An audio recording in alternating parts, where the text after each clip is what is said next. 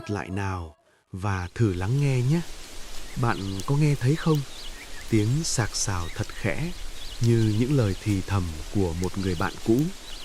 Đó là tiếng của rặng tre già sau nhà đang nhảy múa cùng những cơn gió mơn man của buổi sớm mai. Chào mừng bạn bước vào một ngày bình yên ở vùng quê sông nước miền Tây, nơi thời gian dường như trôi chậm lại, chỉ còn đọng lại những thanh âm trong trẻo của cuộc sống dung dị. Sáng sớm, khi những giọt sương đêm vẫn còn đọng trên tàu lá chuối, ánh nắng vàng ươm như mật ong rớt xuống hiên nhà bằng hỗ mộc mạc. Ông ngoại thức dậy từ lúc bình minh vừa hé rạng.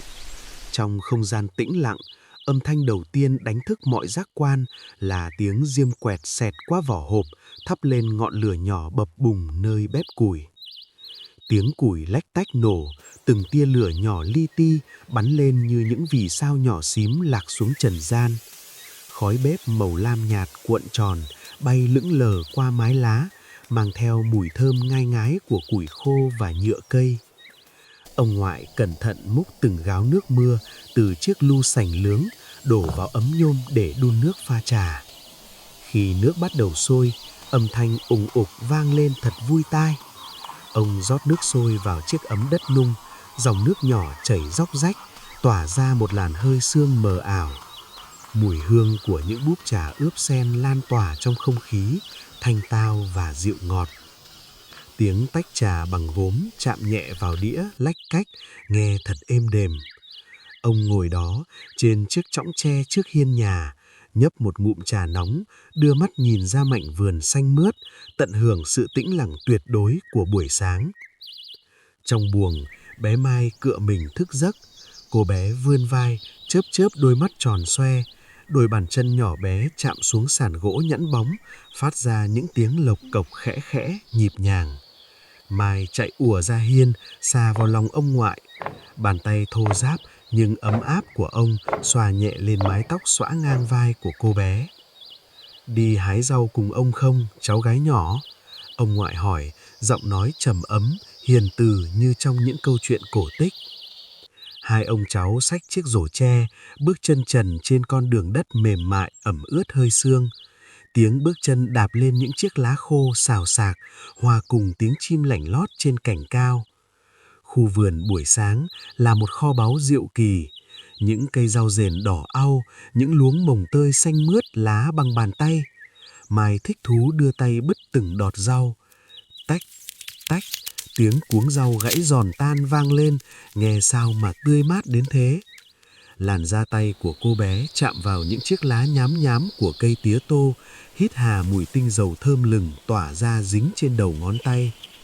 Ở góc sân, bà ngoại đã chuẩn bị sẵn sàng cho bữa cơm trưa. Bà ngồi trên chiếc ghế đầu thấp, tay cầm con dao phay nhỏ, thái những nhánh hành lá trên chiếc thớt gỗ nghiến. Cộc, cộc, cộc, tiếng dao chạm thớt đều đặn, nhịp nhàng như một bản nhạc của người nội trợ. Những vòng hành xanh mướt bé tí xíu rơi lả tả xuống chiếc rổ nhựa. Trên bếp củi, niêu cá lóc kho tộ bắt đầu sôi. Xèo xèo, lục bụp, lục bụp. Tiếng nước màu đường quyện với nước mắm cá linh sôi lên sền sệt, bong bóng nổ tí tách quanh mép chiếc nồi đất nung đen bóng. Bà ngoại rắc thêm một chút tiêu xay và mấy quả ớt hiểm đỏ chót. Mùi thơm của cá kho tộ quyện với tiêu sọ, mặn mòi, cay nồng sộc lên mũi, len lỏi vào từng góc bếp, gọi mời cái bụng đói của những người nông dân hiền lành. Kế bên là nồi canh tập tàng nấu tôm khô, nước dùng trong vắt, bốc khói nghi ngút, phản chiếu ánh sáng rực rỡ từ ngọn lửa hồng. Bữa cơm trưa diễn ra thật giản dị dưới bóng râm của cây nhãn lồng. Tiếng bát đĩa xô nhẹ vào nhau, tiếng xới cơm mềm dẻo từ chiếc nồi gang, tiếng nhai thì thầm và những nụ cười hiền hậu. Không có màn hình điện thoại, không có tiếng còi xe hối hả. Ở đây chỉ có gia đình, đồ ăn ngon và sự gắn kết chân thành của tình thân. Buổi trưa miền Tây trôi qua trong một nhịp điệu lười biếng và êm ả. Đây là khoảng thời gian cho nghệ thuật làm thinh, nghệ thuật của việc không làm gì cả, chỉ để tâm hồn trôi dạt cùng vạn vật. Ông ngoại mắc chiếc võng dù màu xanh lá cây giữa hai thân tre to bằng bắp chân. Tiếng kèo kẹt của chiếc võng đung đưa theo nhịp điệu của giấc ngủ trưa vang lên đều đặn. Mai trải một chiếc chiếu cói dưới gốc tre, nằm giang tay giang chân, ngước mắt nhìn lên bầu trời. Qua kẽ lá tre đan chéo nhau như một bức rèm thêu hàng thủ công tinh xảo, những tia nắng lấp lánh như những viên pha lê đang nhảy nhót. Gió thổi qua rặng tre, xào, xào, sạc. Âm thanh ấy lúc thì rầm rì như tiếng sóng biển vỗ bờ ở tít ngoài khơi xa, lúc lại rít lên khẽ khẽ khi những thân tre cọ sát vào nhau. Nó ru ngủ mọi muộn phiền, rửa trôi những ồn ào của thế giới ngoài kia. Nhắm mắt lại, chỉ cần lắng nghe tiếng tre hát, bạn sẽ thấy lồng ngực mình nhẹ bẫng, một cảm giác bình yên đến lạ kỳ len lỏi vào từng tế bào. Bỗng nhiên, không khí dịu mát hẳn lại. Những đám mây xám xốp như bông gòn từ đâu kéo đến, che khuất mặt trời. Mùi ngai ngái của đất khô khi chuẩn bị đón mưa bốc lên ngập tràn cánh mũi. Và rồi, lộp bộp, những hạt mưa mùa hè to và nặng hạt bắt đầu rơi xuống. Mưa rơi trên mái lá cọ kêu lào xào, rào rào. Mưa rơi trên tàu lá chuối kêu tạch, đột, tách, đột, vang dội và giòn giã. Cả gia đình ngồi quây quần trước hiên nhà, ngắm nhìn màn mưa trắng xóa răng mắc trên mặt ao sen trước ngõ. Những nụ sen hồng khẽ rung rinh, rũ bỏ những giọt nước đọng trên cánh hoa mềm mại. Âm thanh của mưa là bản nhạc ASMR tuyệt diệu nhất của mẹ thiên nhiên. Nó bao bọc lấy ngôi nhà nhỏ, tạo ra một ranh giới an toàn, ấm áp và vô cùng tĩnh tại. Lắng nghe tiếng mưa, người ta chỉ muốn nhâm nhi thêm một tách trà ấm, cuộn tròn trong một chiếc chăn mỏng và trôi vào một giấc mưa đẹp.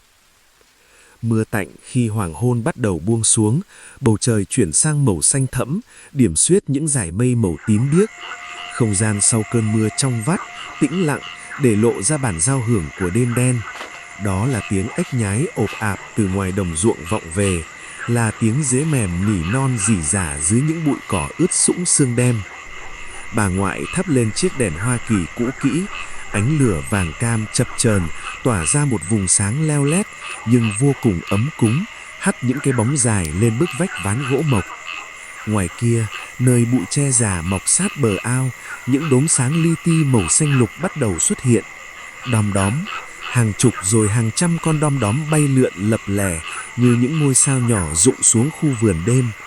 Mai ngồi trên bậc thềm, tì cầm lên hai bàn tay, say sưa ngắm nhìn ánh sáng kỳ diệu ấy. Mùi hương của hoa nhài nở rộ ban đêm nương theo gió thoảng qua, ngào ngạt và thanh khiết. Mọi thứ chìm vào giấc ngủ thật nhẹ nhàng, không vội vã, không lo âu. Nghệ thuật của việc không làm gì cả không phải là sự lười biếng, mà là cho phép trái tim được nghỉ ngơi, cho phép tâm hồn được chữa lành bởi những điều nhỏ bé và giản dị nhất của cuộc đời.